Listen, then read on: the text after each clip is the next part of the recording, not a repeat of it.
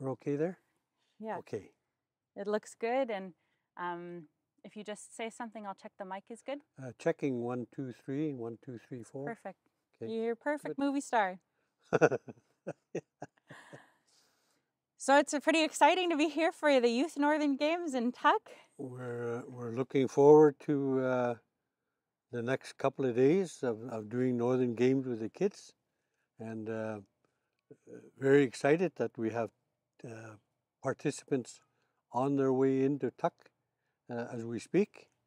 And I think once we get going, sometimes this afternoon, probably a little bit of Northern Games time, I think we'll be doing okay. Well, why did you start playing Northern Games, Gerry?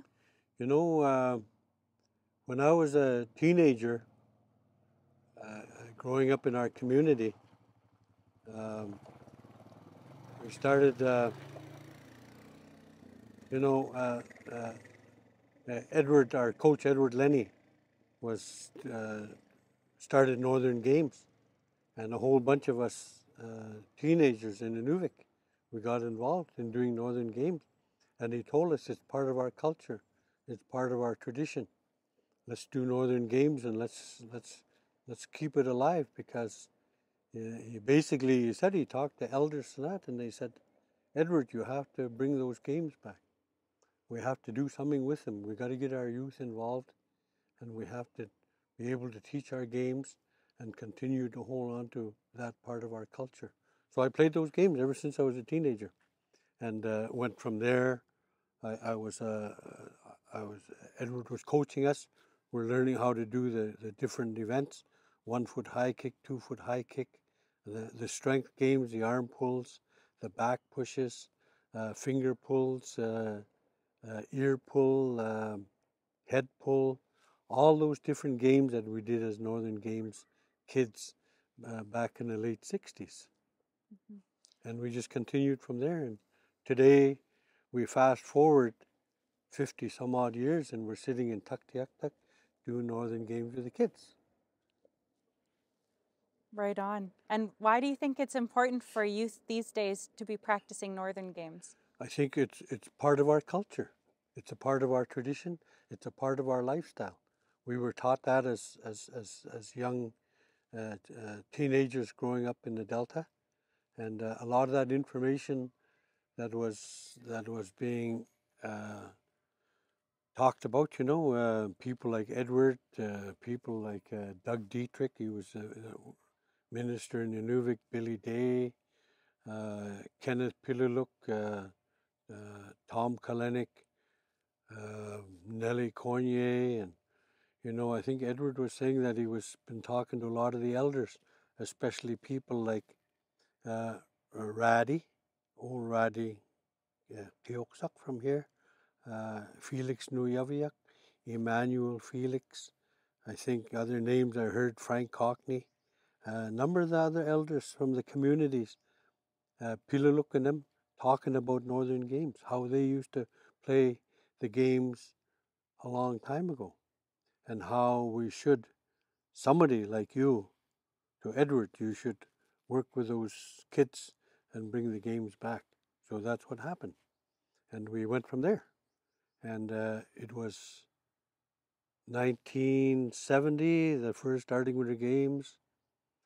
I think I recall that Edward and Nellie and them talked to the organizers of the first starting Winter Games, because the governor of Alaska, the commissioner from the Yukon, the commissioner from the Northwest Territories wanted to put a set of games together because the kids, the youth of the NWT were having a hard time competing and especially at the Canada Winter Games level.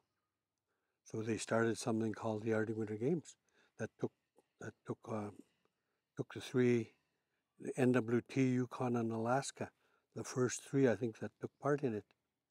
And the first games happened in Yellowknife NWT in March of 1970. So they went to those organizers and said, sort of what's sort of Arctic about basketball, what's so Arctic about badminton, what's so Arctic about soccer. There's no Arctic in there. You got hockey. Hockey is it's a winter sport. Cross country skiing, um, like snowshoeing and that, but no Arctic. So they said, why don't we play some of our northern games? Bring our northern games in. So they agreed to that. Somewhere along the line, it was agreed to, and we went to the Arctic Winter Games 1970 in Yellowknife. Probably about half a dozen of us young kids out of Inuvik with Edward, Abel, Mickey, Glenn, Buck, William, me, Tommy, Charlie, must have been Roy, maybe. Must have been about 8 or 10 of us, We went with Edward to the Arctic Winter Games in 1970, and we demonstrated Northern Games to the Arctic Winter Games people, and that happened in 1970. 1972, we had Northern Games that summer.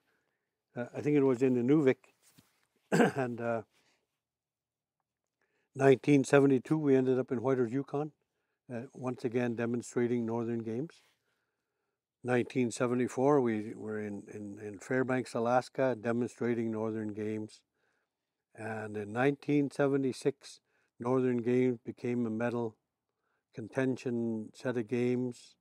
Medal. They started giving out medals in 1976, Shefferville, Quebec, and we've been doing Northern Games ever since. Every 2 years with the Arctic Winter Games.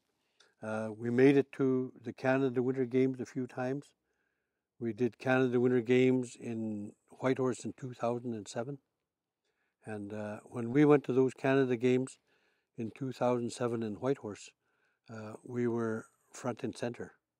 We were the opening ceremonies, and that was pretty darn good, I think.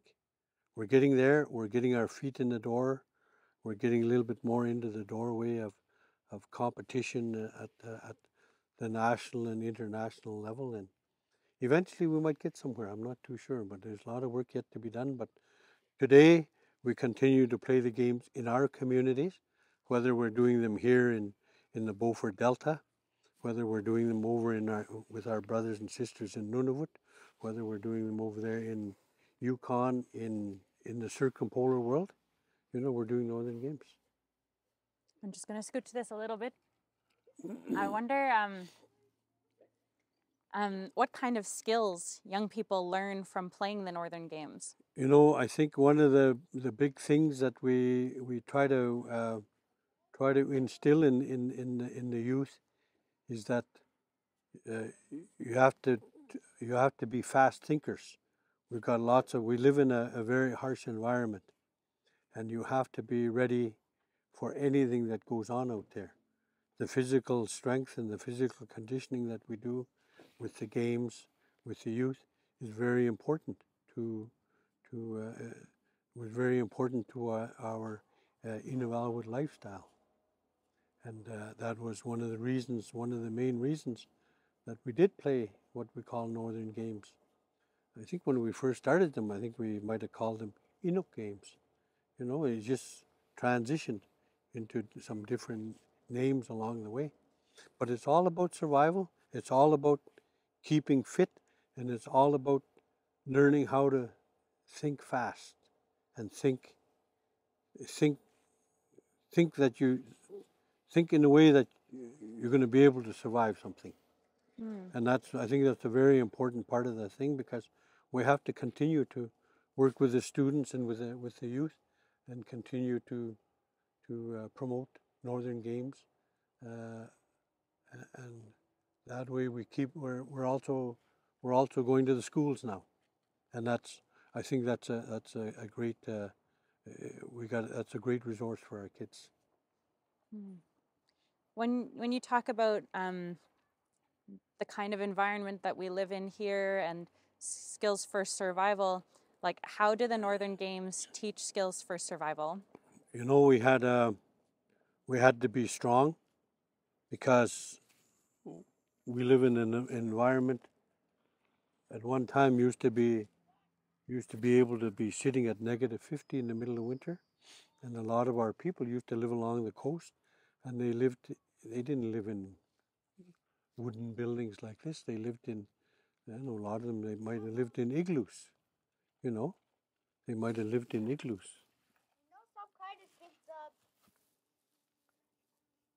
Wait, you guys have a YouTube account? We're making a movie about the Northern Games. Yeah, we're talking about Northern Games. Are You you kids gonna are come gonna around and play around? watch our Northern Games or take part, you guys? Huh? Where? Yeah, At the ball good. diamond. Yeah. What's your name? Huh? Henry. Henry and huh? Patrick? Paxton. Austin. Okay, I'm Gerry. Not Austin, Pax. Oh, Paxton. Wow. Hey, deadly bikes, man. You guys could don't jump now. I have to use my sister's because somebody stole my bike. Oh golly. Yeah, Northern Games. We're gonna be doing Northern Games down at the ball diamond after a while. Do you want to ask Gerry a question for the movie? Can you ask him Yeah. ask why him, yeah. why Here. should young people play Northern Games? Because you could get the diamond. Oh, what's that? Why don't you ask him? Why do we have to play Northern Games? Northern Games is one of our games that we did as young Inuvialuit boys when we were kids, and we learn how to live and survive in our Inuvialuit environment and in our habitat. You know, this is where we live because you boys live in this community, right? You live in Tuck. We learn how to survive in our communities, and we play the games because the games are a good way of keeping us physically fit and strong and fast, and it really helps us too when we start thinking. That's what we do. One of the things we do anyways. I mean, it's, you know, there's quite a bit to it, but we continue to work with young boys and girls about playing our games, huh? And even Paxton too. Maybe after a while you come and check us out at Paxton. He's only 5 years old. You're only 5 years old. You ride a bike. Yeah, there's no training wheels on. Right on. Right on, right on. Thanks, Henry. I hope you boys come around to the ball diamond and come play some games. Yeah, with come us and check out the watch, games. too, How old is at Henry? the diamond. Where's the diamond? You know where they put that? You know where they big play stage? baseball? Near the point. Yeah, come Yeah, check it out. Check it later. out over there, yeah. Okay. Huh, Henry? Yeah. Yeah. How old is Henry now? 8. Holy cow! I'm in grade 4. Huh? My sister's older than me. She's like 10. Holy cow! She's grade 5. I'm in grade 4. Awesome. He's still in kindergarten. Him? Yeah, Oh. he's in kindergarten. Watch, look, let's see him. Holy smoke. Whoo! X Games mode. Really? You could do that with your sister's bike? Holy! Holy smoke. Too good, these kids. That's why we do it, right? Right on. them That's, yeah, excited it's about all. the That's games. what it's all about. Yeah, seriously. It's about the kids, and that's why we do Northern Games, and that's why we like to try to pass on a lot of that skills and that we learned as youth ourselves to the next generation, because we need to keep the games going. We're into the schools now, which is awesome. We're doing Northern Games. We're trying to do Northern Games a little bit more than what we're doing, but it takes a lot of work. And we've got a great set of volunteers right now that are putting the whole games together. And they work day and night doing things and getting our games ready and the youth ready to go and play the game. Hey, be careful, buddy. Holy cow, you just about crashed. I was just asking you before about, and we were talking about the kinds of skills that the Northern Games teach young people for being out on the land. Being on the land, you know, we need to be able to. One of the big things that we have to do is we have to learn how to be fast thinkers and ready for anything that might happen out there. We've got a big issue right now with climate change in our part of the world, so we have to try to stay on top of that as well. Because at one time we used to be able to get up in the morning and come out from our tent and look over there, and we were able to tell what the weather was going to be. There's so much change in weather now. Even other people coming into our communities and that, they seem to notice that. And we live here, and we've been watching it happen. And we're sitting in the community I live in Inuvik. A couple of days ago, we had 30 plus Celsius. It's crazy. We've never had that. Didn't seem that we had that long of a period of 30 above. When I still remember when I was a lot younger, growing up in Inuvik, we used to have maybe one day, first week or so in July, of sort of like 30 above, hotter than heck. And after that, it just sort of cooled down again. But we've had some few stretches of 30 above, and I hear in the next few days again, we're going to have some pretty hot weather. Mm. So, you know, the climate is changing, the environment is changing. We're seeing animals up here that we've never had before. We're doing one of the events I see that we're doing here at this set of Northern Games in Tuck. We're going to do beaver skinning. They've never had beaver here before. The beaver came into the picture here 5 years ago or 7 or 8 years ago. Here, never had beaver here, I don't think. Now I hear we're having problems with the beavers damming up the creeks and that outside of this community. So that's how much change that's going on. They figure that every 10 years the animals move north one more kilometer. So what's going to happen? They're finding polar grizz up on Banks Island. They're finding polar grizz up on Victoria Island. That's the grizzly bears and the polar bears mating, and that was unheard of, you know. And I had a friend doing a trip a few years back down along Smoking Hills, and he said I was watching the grizzly bears hunting seals on the ice. That was, as far as I know, going quite some years back. It always seemed to be only the polar bears that were looking for the open leads and looking for the seals amongst the ice. Now we're getting the grizzly bear. So things are changing. Mm. And we hope it don't change too fast, because if it changes too fast, then what's going to happen then? Something is going to get left behind. And we're not about ready to be left behind from anything.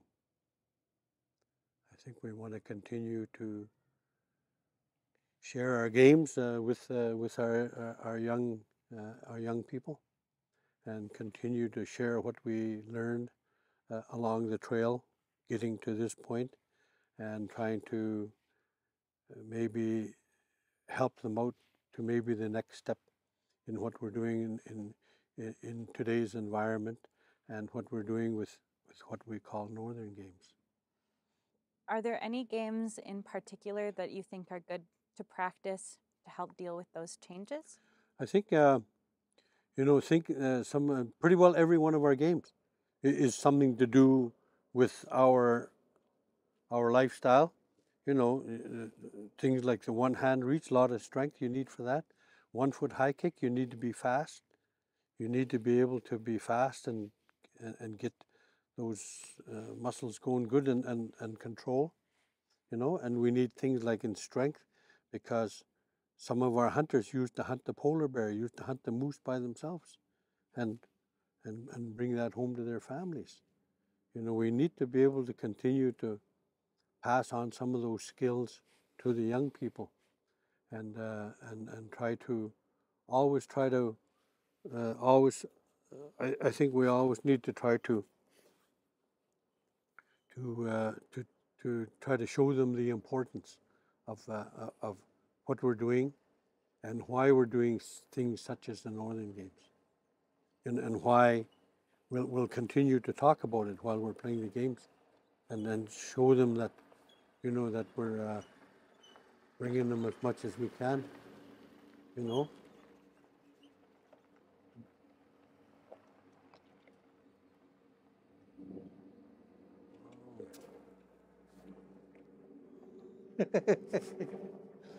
My golly, we got them all over the place. Holy smokes. Yeah. If there's They must think this is the Autobahn. seriously a Honda trail and they're driving through on their trucks.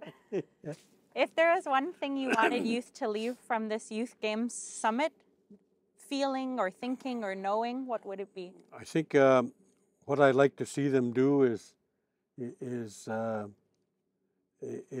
to be able to take with them some of what they've seen, and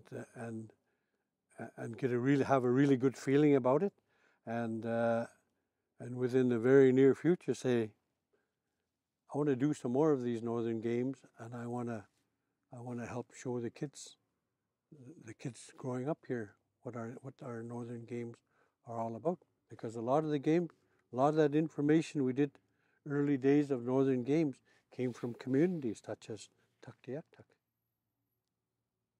and Inuvik and Aklavik and all our Inuvialuit communities within the Beaufort Delta. That's what we'd like to see the kids do, is be happy with what they're doing and be proud of playing Northern Games, and just to say, hey, let's continue what we're doing. And I think I learned a little bit of something in the last couple of days, and let's move forward and bring it to the next generation coming along. Right on. Well, it's amazing to sit with Gerry Kissoon, president of the Northern Games Society, host extraordinaire, storyteller extraordinaire, Northern Games athlete, and role model for all these kids. So yeah, well, we'll continue to do what we're doing, because it's for the kids. Yeah. And everything is right now. It's for the youth. Eventually, we'll do something with the adults somewhere down the road. I mean, we're not in a big rush to do that. The kids are more important right now. Let's work with them, and we'll continue to work, and we'll continue to encourage them to go to the next level. Thanks, Gerry. You're very welcome. Koinaini, koinak, ilanilu. And what they say, anakarlo in Tuk. I think down here they say anakarlo. Anakarlo? Anakarlo, yeah. See you after a while or something. Okay. See you after a while, Gerry. Anakarlo. Anakarlo.